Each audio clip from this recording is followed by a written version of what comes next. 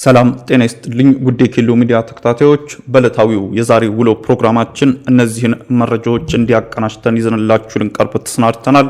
ከፕሮግራም ጋር አብሬያችሁ ቆይታ የማደርገው እኔ አብዲስ አደፋር ነኝ።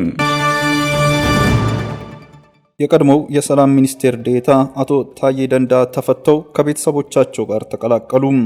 ከአንድ ዓመት እስር በኋላ ከቂሊንጦ ማረሚያ ቤት በመውጣት ላይ እያሉ በመንግስት ጸጥታ ኃይሎች ተይዘው ወደ ፌዴራል ፖሊስ ወንጀል መምሪያ ቢሮ የተወሰዱት የቀድሞው ሰላም ሚኒስቴር አቶ ታዬ ደንዳ ከቤተሰቦቻቸው ጋር ተቀላቀሉ። አቶ ታዬ ስልክ ደውለው ወጥቻለሁ ውሰዱኝ ማለታቸውን ባለቤታቸው ወይዘሮ ስንታየው አለማየሁ ለአዲስ ስታንዳርድ ተናግረዋል።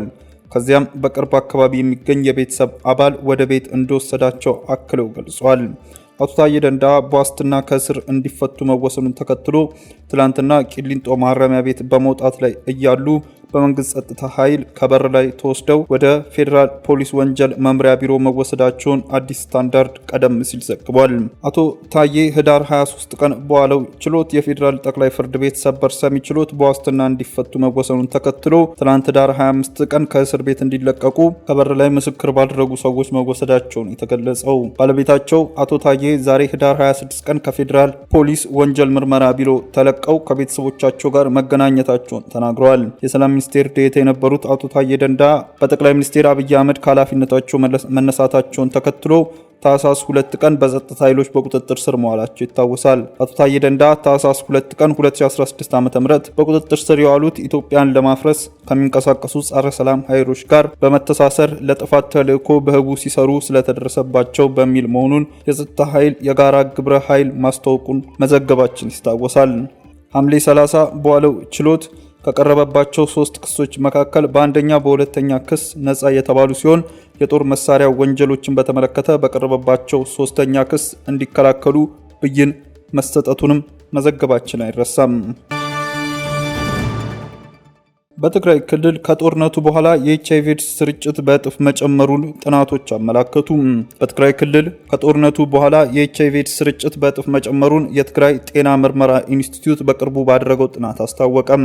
ኢንስቲትዩቱ በትግራይ ክልል የኤችአይቪ ኤድስ ስርጭትን መጨመሩን ጠቁሞ ይህም ከጦርነቱ በፊት ከነበረው 1.4 በመቶ ከጦርነቱ በኋላ ወደ 3 በመቶ ከፍ ማለቱን ገልጿል። በ30 ወረዳዎች ውስጥ የተካሄደው ጥናቱ ተጋላጭ በሆኑ ማህበረሰብ ክፍሎች በተፈናቃዮች ግለሰቦች እንዲሁም በወሲብ ንግድ በተሰማሩ ሴቶች ላይ ከፍተኛ የስርጭት መጠን መታየቱን አመላክቷል። በዚህ መሰረት 5.5 በመቶ የሚሆነው የበሽታው ስርጭት በአገር ውስጥ ተፈናቃዮች እንዲሁም 8.5 በመቶ የሚሆነው ደግሞ በወሲብ ንግድ ላይ በተሰማሩ ሴቶች ላይ መመዝገቡን ተጠቁሟል። ኢንስቲትዩቱ ምክትል ዳይሬክተር የሆኑት ጸጋይ ለአዲስ ስታንዳርድ እንደገለጹት ምዕራብ ትግራይን ያላካተተው ጥናቱ የኤችአይቪ ኤድስ እና ሌሎች ተላላፊ የሆኑ በሽታዎችን ስርጭትን በመለየት የክልሉን የጤና ተግዳሮቶች በተመለከተ ጠቃሚ ግንዛቤዎች ይሰጣል። በተለይም እንደ ራያ፣ አዘቦ እና ሌሎች ወረዳዎች የስርጭት መጠኑ ከፍተኛ መሆኑን ጠቁመዋል። በገጠር አካባቢዎች የጤና አጠባበቅ አገልግሎት ለማግኘት አስቸጋሪ መሆኑንም አመላክቷል። አቶ ጸጋ አክለውም ጦርነቱ የክልሉን የጤና ጥበቃ ስርዓት በከፍተኛ ደረጃ ማስተጓጎሉን እንደ ኤችአይቪ ኤድስ ምርመራ፣ የጸረ ኤችአይቪ ኤድስ ሕክምና እንዲሁም በደም ውስጥ ያለውን የቫይረስ መጠን ክትትል የመሳሰሉ ቁልፍ አገልግሎቶች ላይ ተጽዕኖ እንዳሳደረም አብራርተዋል። በተጨማሪም መፈናቀል፣ የምግብ ዋስትና እጦትና ጾታን መሰረት ያደረጉ ጥቃቶች ለቫይረሱ መስፋፋት አስተዋጽኦ አድርገዋል ብለዋል። የጥናቱ ግኝት በትግራይ ኤችአይቪ መከላከል የምርመራና ሕክምና አገልግሎት ማጠናከር አስፈላጊ መሆኑን ያመላከቱት አቶ ጸጋይ እንደ አውሮፓውያን አቆጣጠር በ2002 በመላው ኢትዮጵያ የነበረው የቫይረሱ ስርጭት ወደ 0.993 በመቶ ቢቀንስም የጸረ ኤችአይቪ መድኃኒቶች፣ የመመርመሪያ ቁሳቁሶችና ሌሎች አስፈላጊ ግብዓቶች እጥረት ምክንያትም በትግራይ ክልል ያለው ሁኔታ አሳሳቢ መሆኑን ጠቁመዋል። በመሆኑም የጤና ተቋማትን ብቻ ሳይሆን ሰፊውን የማህበረሰብ ክፍል በማሳተፍ ውጤታማ የመከላከልና የቁጥጥር ስልቶችን ተግባራዊ ለማድረግ የጋራ ርብርብ እንደሚያስፈልግም አሳስበዋል።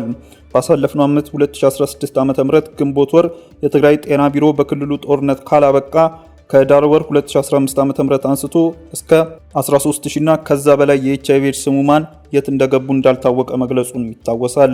የክልሉ ጤና ቢሮ የኤችአይቪ ኤድስ መከላከልና መቆጣጠር ስራ ሂደት አስተባባሪ የሆኑት አቶ ፍሳም እንደገለጹት ከጦርነቱ በፊት የጸረ ኤችአይቪ ኤድስ እና ህክምናን ሲከታተሉ ከነበሩ 46000 ህሙማን መካከል 13000 ያህሉም የት እንደገቡ እንደማይታወስ መዘገባችን አይዘነጋም። ውድ ተመልካቾቻችን በዕለታዊው የዛሬ ውሎ ፕሮግራማችን ይዘንላችሁ የቀረብናቸው ዋና መረጃዎች እነዚህ ነበሩ። ከፕሮግራም ጋር አብሬያችሁ ቆይታ ያደረኩት እኔ አብዲስ አደፋር ነበርኩ። ከሌሎች የኬሎ ሚዲያ ፕሮግራሞች ጋር መልካም ቆይታ።